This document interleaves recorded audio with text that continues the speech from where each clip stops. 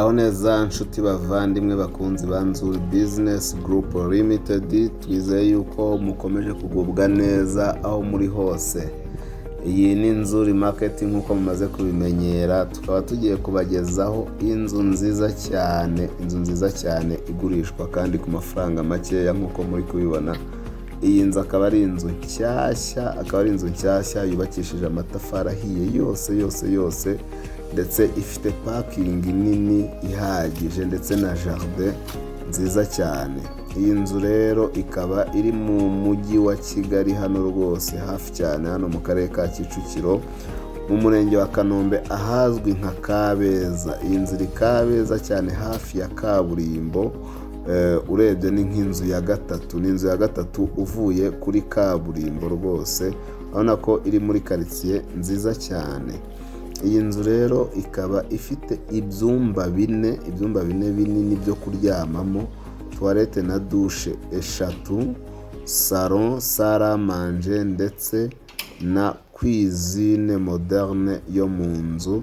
Ikagira kandi annex ndetse ifite icyumba cyo hanze, douche na toilette byo hanze, igikoni cyo hanze ndetse na stock. Ikagira n'ikigega cy'amazi. Aha ni muri salon nk'uko mubibona rwose. Aha ngaha winjiye muri salle à manger ndetse aho ibumoso harimo icyumba na douche na toilette.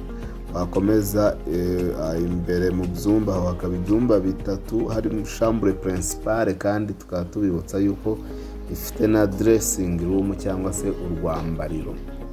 Ni inzu nziza rero, murabona ifite n'amanex. Zini za annex nababwiraga nziza, ni ahantu hisanzuye, murabona ahantu ho kubaka ho kwanika imyenda, ibintu byose bikaba biteganyijwe. Ni inzu nziza ijyanye n'igihe, twashishikariza buri wese ko yayisura akayigura, muntu ushaka gutura ahantu heza. Iyi nzu rero ntabwo ihenze nk'uko nabibabwiye, ngira ngo murabyibonera.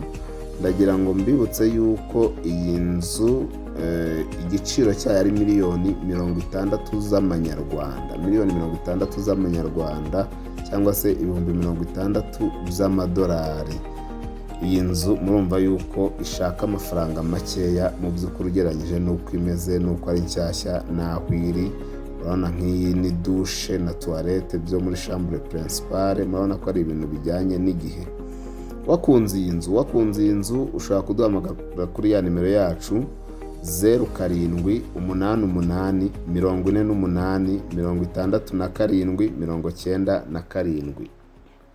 Si ibyo gusa kandi waduhamagara kuri 078 2 3 wanadusura ku zindi mbuga zacu arizo Instagram, Facebook page, Twitter, hose twitwa Nzuri Market. Ni nako dufite website yacu www.nzuri.rw. Nimukomeze rero mukande subscribe kuri iyi channel yanyu ya Nzuri Market, mujye mureba ibyiza tubagezaho umunsi kundi 5 kuri 5. Mwadusanga kandi hano ku Muhima kuri Yamaha, ugeze muri Feruje neza kuri iriya nzu ya etage y'amatafari ahiye hari yanditseho Shema House. Mwadusanga muri etage yayo ya nyuma, umuryango wa mbere ureba ku Gisozi. Ni nako dukomeza kwibutsa yuko mwatugana tukabakorera amapura meza ajyanye n'igihe, tukabashakira ibyangombwa byo kubaka ndetse tukabubakira mu gihe gito cyane kandi ku mafaranga meza cyane. Ni nako kandi tubabwira ngo muntu ufite inzu ushaka gukodesha, muntu ufite inzu ushaka kugurisha, muntu cyangwa arimereye nabi, ngwino tukugurishirize igire icyo usagura. Kandi rwose ufite inzu nini ikeneye abapangayi, turayimanaginga tukayitaho no ku isuku yayo, tukajya tuyiklininga neza cyane. Ni karibu cyane rero hano muri Nzuri Business Group Limited. Iwacu umukiriya ni umwami, tubaha serivisi nziza cyane mutasanga ahandi, kuko nitwe kampani ya mbere hano mu Rwanda ku bijyanye n'imitungo itimukanwa. Murakoze cyane.